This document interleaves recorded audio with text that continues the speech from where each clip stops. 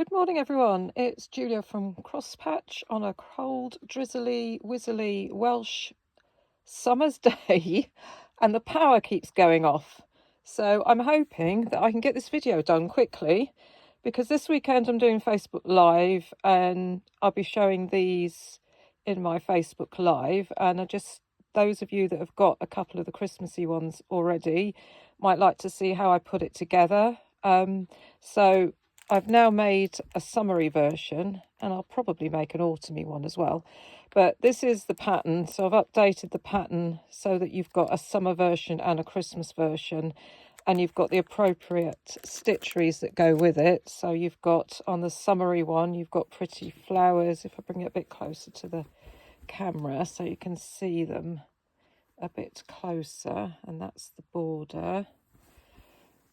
And there's another one. So there's 3 different flowers on the summery one, like so.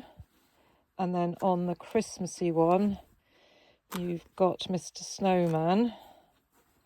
So I've just put the snowman 3 times on the Christmas one. And because I made it in a rush, I didn't do the holly embroidery on all 3 sides. So you can put Christmas in. If you're French, you can put Noel in. And if you're Welsh, like we are down here, we can put Nadolig on. Obviously, you can pick and choose what you want to put around the edge of your mats, and I will also show you an alternative version when we get to the board, putting on the borders, on not doing any stitchery at all. So if you're not into stitchery, you can make this, and you can fussy cut some nice big printed fabric. So I'm just going to move those to one side, and I'm going to grab my demo. So the triangle bits are made as I make. A lot of you will have made my little triangle Christmas trees. Let's just grab you one. So I got this Christmas fabric in, which is Lynette Anderson fabric, which is this fabric here, the new one. This is a couple of years old, this one. And I thought, oh, I'll just make up a Christmas tree. And then I thought, no, I'll make the triangles up. And then I thought, I've always wanted to make a table mat with it, so I'm going to do that this year. So that's how it became. So it's easier to cut if you've got one of these My Little Triangle templates. If you haven't, you can use your cutting board. So these measure, they're about 2 1/4 inch from the top to the base. Okay, because you've cut off the little, the pointy bits there. So it's 2 1/4. If you had the pointy bit on, it would be 2 1/2.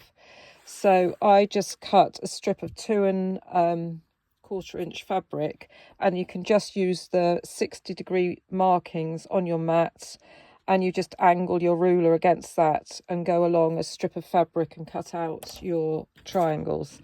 If you haven't got that, if you've got the pattern, you will have a paper copy of the template, so you can just trace around the template and use some template plastic or something. Or if you've got the kits, these are in the kits, okay? I haven't done kits for the summery one yet. I probably will when I get round to it, but you can buy all the component parts individually anyway. So making up your triangles. So you want 3 triangle blocks, and each triangle block has 16 little triangles in, okay? And you make the triangles up in rows. So on the bottom there are 1, 2, 3, 4, 5, 6, 7 triangles, then 5 triangles, then 3 triangles, then 1 triangle, okay? So sew them together in rows. I'm just leaning over and getting the next bit. Here's one I made earlier, as they used to say on Blue Peter. If you're in the UK, you know what I'm talking about. So you sew them together in rows. If I show you the back, you can see how I've folded them as I've gone. Use 1/4 inch seams, obvs. So there's the bottom row, there's the next row, there's the next row, and there's a little triangle to go on the top. When you've done that, sew them all together. So when you've sewn them all together, they will look like that.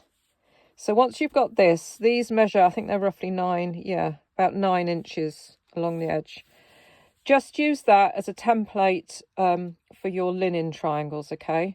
If I tell you what size to cut, it will be different, because everyone's sewing machine and every person sews a different 1/4 inch seam.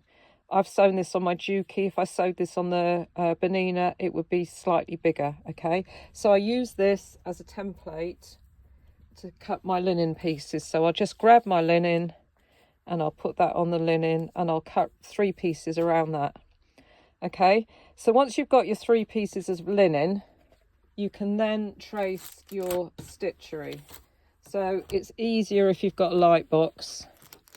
So trace your stitchery into, find where the middle of your triangle is, and trace your stitchery onto that.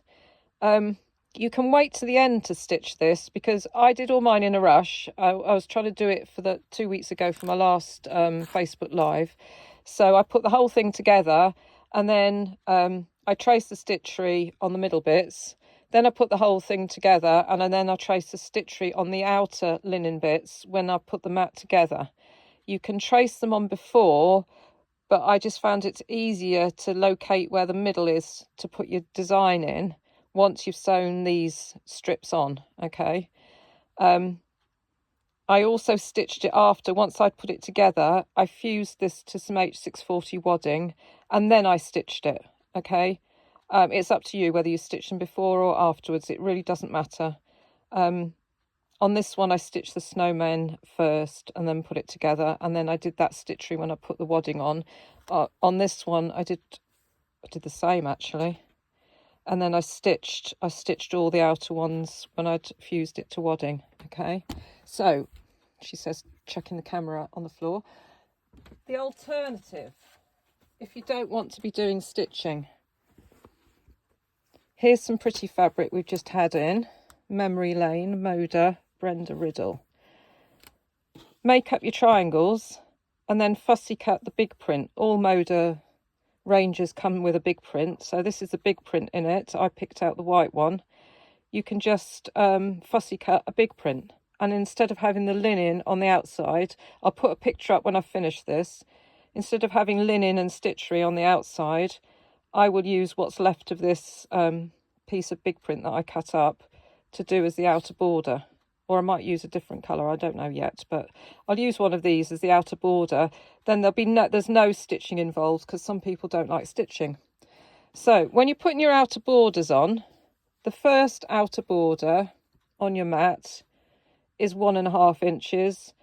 Your second border is 2.5 inches. Okay, so if you cut 11-inch, I cut 11-inch strips to give myself plenty of room, so I could trim them off afterwards for the first round. So if you cut 6 strips of 11 inches by 1.5 inches, sew the first one on one side, flip it back, turn it round.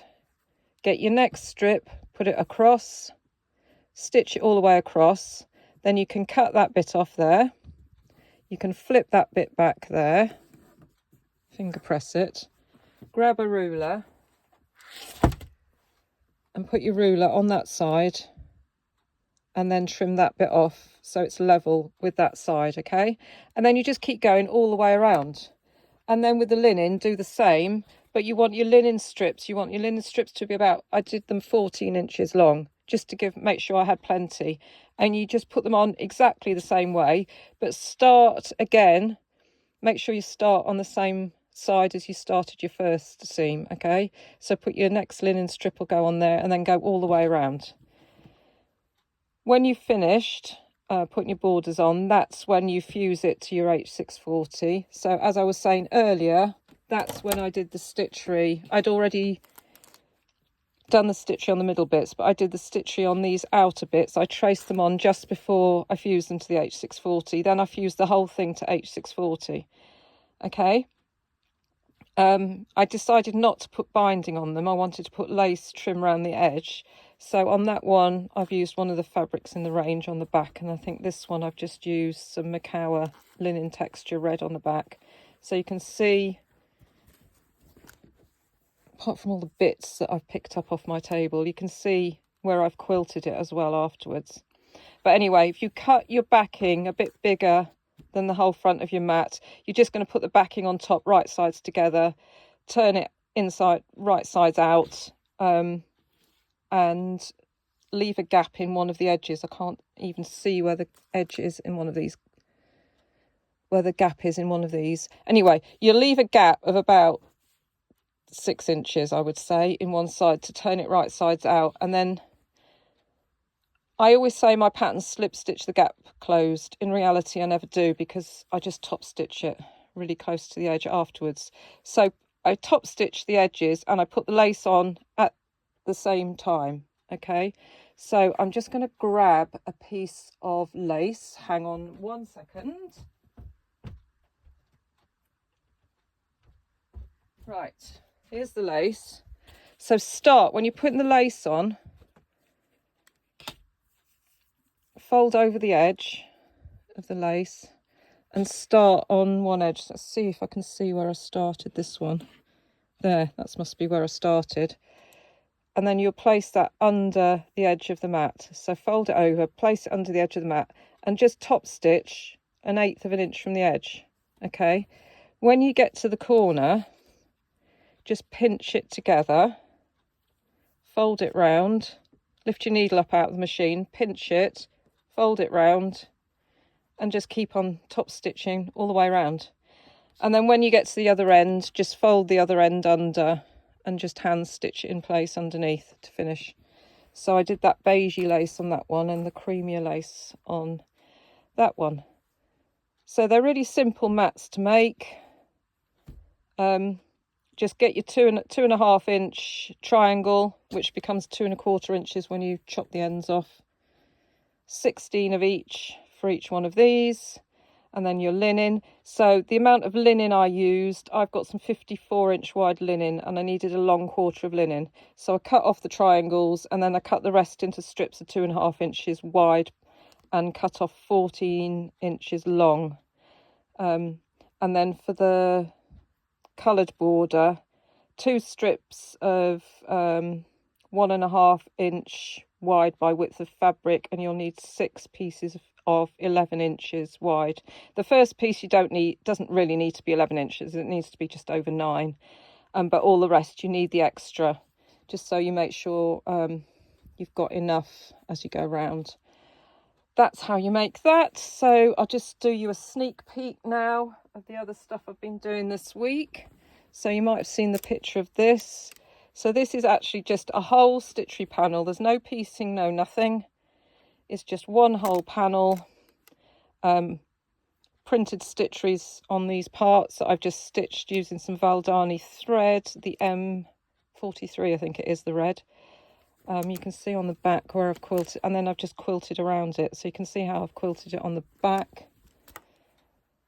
So that's that. And then those of you who've got hexy flowers, if you look through my videos, you'll see demos on hexy flowers, and I think I've got a downloadable pattern. The hexy flower pin cushion pattern has got downloadable templates for making these shapes. So you can just download them and print them off. So all these are a hexagon, and then I've cut the flower that goes with it. I think this is a 2-inch one, so with a 2-inch flower, and you just fold over the edges, and I've just buttonhole stitched it on the machine. So the whole thing's done on my machine. So you just make 7, 8, 9 of those. So you do your start with the middle, sew those ones around it, and then sew one on each side. Again, the Lynette Anderson fabric. You can see on the back how I've stitched them together. Again, like a 1/4 inch seam to join them.